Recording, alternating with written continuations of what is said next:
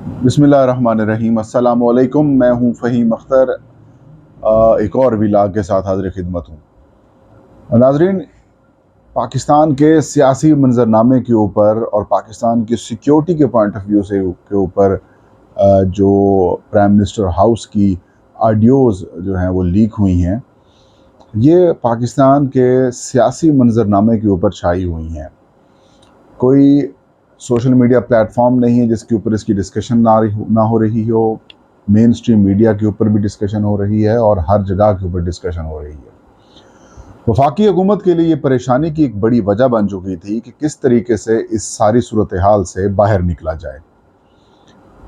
और आज लंदन में मरियम औरंगज़ेब साहबा के साथ एक ऐसा नाखुशगवार वाक़या पेश आया जिसके बाद अखलाकी ब्रिगेड जो है वो काफ़ी ज़्यादा मुतहरिक हो चुकी है सोशल मीडिया के ऊपर, टीवी चैनल्स के ऊपर।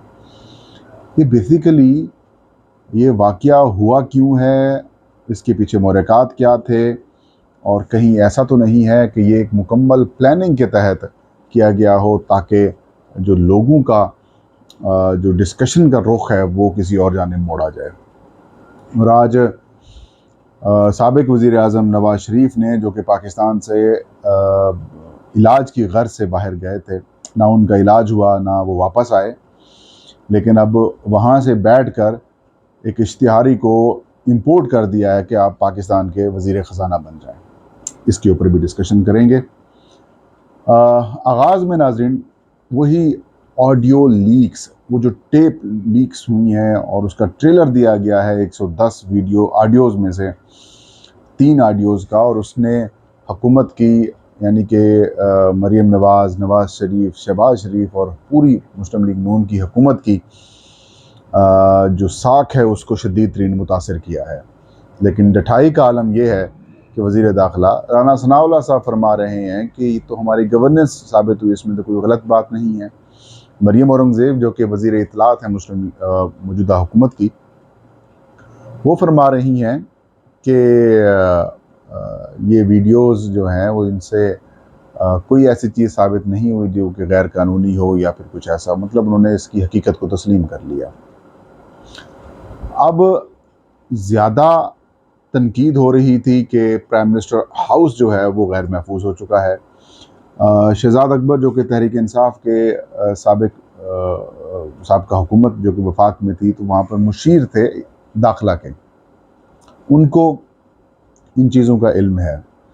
उन्होंने अपना एक ट्विटर के ऊपर थ्रेड दिया है और वो थ्रेड जो है वो बड़ा मानी खेज़ और बड़ा ज़बरदस्त किस्म का है। उस थ्रेड में शहजाद अकबर साहब फरमाते हैं कि ये इंटरनल या फिर जो एक वार है वो हो सकती है। ये फ़ोन टेप नहीं है, बल्कि ये वहाँ पर जो गुफ्तगू है ऑफिस की वो जानबूझकर टेप की गई है और उसको लीक किया गया है। इसका मकसद वो ये समझते हैं कि प्राइम मिनिस्टर हाउस या ऑफिस जो है उसकी सिक्योरिटी हो या फिर जो दीगर मामलात होते हैं वो सिविलियन एजेंसी जो है वो पाकिस्तान की इंटेलिजेंस एजेंसी आईबी जो है वो उसके पास होती है। हो सकता है वो ये ख़दशा ज़ाहिर कर रहे हैं कि दीगर इंटेलिजेंस एजेंसीज़ या फिर एक प्लानिंग के तहत आईबी को दूर करने के लिए प्राइम मिनिस्टर हाउस और ऑफिस से ये काम किया गया हो। और दूसरा ख़दशे का इजहार उन्होंने ये किया है कि इसमें पीपल्स पार्टी या फिर इत्तेहादी जमातों को कोई और जमात का बंदा शामिल नहीं है, सिर्फ मुस्लिम लीग नून है, तो फिर इसका भी मतलब आप ख़ुद निकाल लें। लेकिन लुबे-लुबाब ये है सारी डिस्कशन और सारी बात का कि प्राइम मिनिस्टर हाउस की जो ऑडियो लीक्स हुई हैं उसने मुस्लिम लीग नून और बिलखसूस मरीम नवाज़ और नवाज शरीफ को डैमेज किया है। मरीम नवाज़ के दामाद के लिए मशीनरी इंडिया से हासिल करने की कोशिशें की गई। वज़ीर आज़म ने पहले हाँ किया, बाद में एक ऑफिसर ने कहा कि नहीं ये गले पड़ जाएगा, और जब वो गले पड़ने की बात हुई तो वज़ीर आज़म ने कहा अच्छा मैं फिर बात कर लूँगा उनसे। तो इस मामले को लेकर, इस्तीफ़ों के मामले को लेकर, chief election commissioner Sikandar Sultan Raja साहब के किरदार को लेकर बड़ी बातें हो रही थी। और रही सही कसर पेट्रोलियम मसनूआत की कीमतों में इजाफे और मिफ्ता इस्माइल से मुतालिक जो बातें थी वो भी सामने आई, तो काफ़ी ज़्यादा तनकीद की जद में थे और ट्रेंडिंग चल रही थी सोशल मीडिया के ऊपर, और इंटरनेशनली भी इस ऑडियो लीक्स के ऊपर काफ़ी डिस्कशन हो रही थी। और ज़ाहिर तनकीद क्यों ना होती, एक बड़ा सिक्योरिटी लैप्स है। लेकिन इस सारे मामले से बाहर निकलने के लिए कोई रास्ता नहीं मिल रहा था। एक दोस्त हैं, लंदन में ही होते हैं, सहाफ़ी हैं, उनसे मेरी कुछ देर पहले बात हुई तो उन्होंने मुझे बताया कि ज़ाहिर है लंदन में नवाज़ शरीफ और वज़ीर आज़म भी वहीं पे हैं, तो एक प्लानिंग के तहत एक कोशिश की गई कि मरीम औरंगज़ेब साहिबा जो हैं वो बाहर जाएं, औरत कार्ड खेला जाए। ये उनकी बात है, उनकी असेसमेंट है।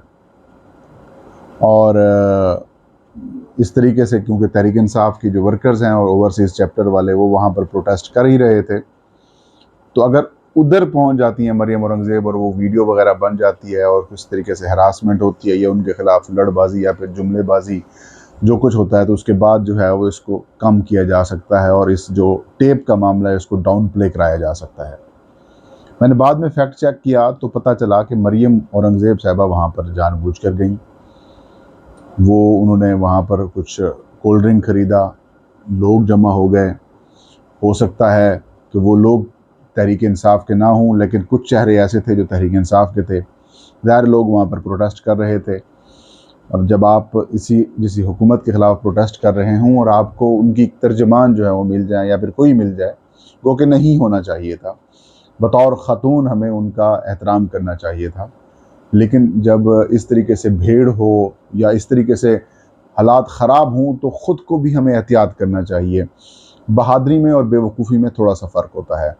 लेकिन जब मामला कुछ और हो कि हमने चीज़ें डाउन प्ले करनी है, तो फिर आपने देखा कि वो वीडियो भी बन गई, वो वीडियो फिर लीक भी हो गई, फिर मखसूस टीवी चैनल के ऊपर चल भी गई और उसके बाद हमने देखा किस तरीके से सोशल मीडिया के ऊपर जो एक अखलाकी ब्रिगेड है वो हरकत में आई और उन्होंने माँ बहन एक कर दी, ऐसा माफ़ कीजिएगा, कि जई तई फेर दी या सारा कुछ सूरत हाल बन गई। और वो जो वाक़या, वो जो एक पाकिस्तान की तारीख़ का बड़ा सिक्योरिटी लैप्स है या फिर वो एक साजिश है या जो कुछ भी समझें उसको, वो डाउन प्ले हो गया, वो थोड़ा सा नीचे रह गया, वो दब गया। अब ये मामला चल पड़ा है कि मरीम औरंगज़ेब के साथ इस तरीके से बदतमीज़ी हो गई है और तहरीक इंसाफ डिफेंसिव पोजीशन के ऊपर आ चुकी है। तो एक प्लान्ड और ऑर्गेनाइज्ड अंदाज में इसको फिर पोर्ट्रे किया गया और उस मामले को डाउन प्ले किया गया। That's a tricky media gimmick है और जानबूझ के इस तरह से की जाती हैं कोशिशें ताकि चीज़ें एक इशू को फिर डाउन प्ले करने के लिए नया इशू पैदा कर दिया जाए।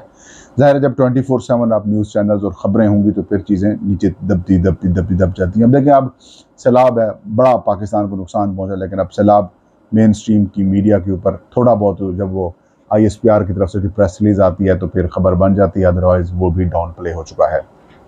तो एक तो ये एक प्लानिंग के तहत, मीडिया प्लानिंग के तहत जो है वो इस चीज़ को थोड़ा सा कमज़ोर किया गया या फिर कम किया गया।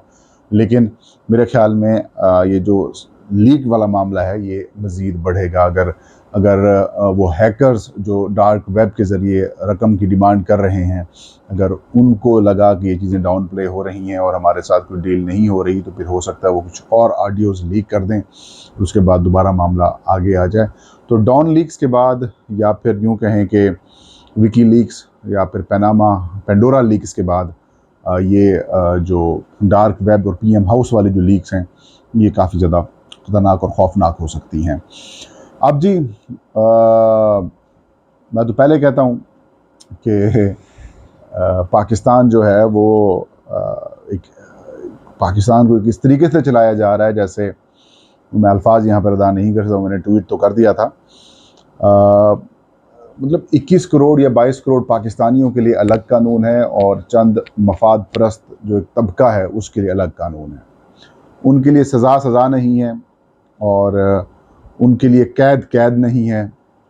उनका जो इलाज है वो बाहर होता है। उनको जो पर्क्स एंड प्रिविलेजेस हासिल हैं वो गरीबों को नहीं हैं। तो एक दो पाकिस्तान है, एक उस क्लास का पाकिस्तान है और एक हम जैसे 21 करोड़ अवाम का पाकिस्तान है, जिन्होंने आइन को भी फॉलो करना है, जिन्होंने रूल्स को भी फॉलो करना है, जिन्होंने कानून को भी फॉलो करना है। अगर कोई कानून की खिलाफ वर्जी करते हैं तो आपने पूरी सज़ा भी पूरी करनी है। नवाज शरीफ फैमिली बड़ी लकी है, इनको हर दौर में कहीं ना कहीं तरीके से सज़ा मिलती है, तो वो कहीं ना कहीं से डील लेकर या NRO लेकर जान छुड़वा लेते हैं। अभी भी नवाज शरीफ साहब बैरून मुल्क हैं, सज़ा याफ्ता हैं इलाज की गर्ज से बाहर गए और अभी तक वापस नहीं आए। उनके भाई ने हाई कोर्ट में ज़मानत दी, या उन्होंने गारंटी दी, लिख के गारंटी दी कि वो वापस आएंगे जब कोर्ट बुलाएगी। कोर्ट बुलाती रही, नवाज शरीफ नहीं आए, कोई कार्रवाई नहीं हुई। इसी तरीके से इसहाक डार साहब जो हैं, उनको भी जो है वो इश्तिहारी करार दिया गया, लेकिन वो वतन वापस नहीं आए। और अब वज़ीर आज़म शहबाज शरीफ, जो कि एक पपेट और डमी किस्म के प्राइम मिनिस्टर हैं, क्योंकि असली प्राइम मिनिस्टर तो नवाज शरीफ हैं, और नवाज शरीफ को आज वज़ीर ख़जाना मिफ्ता इस्माइल ने अपना इस्तीफ़ा पेश किया, इस्तीफ़ा मंजूर हो गया, और नवाज शरीफ ने इसहाक डार, जो कि इश्तिहारी हैं, पाकिस्तान से मफरूर हैं, उनको इम्पोर्ट करके वज़ीर ख़जाना बनाने का हुक्म दे दिया, नामज़द कर दिया। अब वो वज़ीर ख़जाना बनेंगे। वज़ीर आज़म शहबाज शरीफ के साथ जब वतन वापस आएंगे तो बतौर सेनेटर पहले ओथ उठाएंगे, और उसके बाद जो है वो वज़ीर ख़जाना का हलफ ले लेंगे। कहानी ख़त्म। ये चल क्या रहा है मुल्क के साथ? मेरी उन ताकतवर हलकों से या फिर उन लोगों से सवाल है, ये ज़ाब्ते, ये कानून, ये रूल्स सब हमारे लिए ही क्यों है? एक मफाद परस्त, एक मफाद याफ्ता जो क्लास है, वो कब तक हमारे ऊपर रूल करेगी? अगर यही सूरत हाल है तो आम पाकिस्तानी, मुझ समेत आम पाकिस्तानियों का जो एतबार है वो उठ रहा है सबसे। खुदारा इस सारे मामले को देखें, और ये खिलवाड़ नहीं होना चाहिए। मुझे इजाज़त दीजिए। इंशाल्लाह नेक्स्ट वीडियो में नई खबर, नए इशू के साथ मैं हाजिर हूँगा। अल्लाह हम सबका हामी नासिर हो।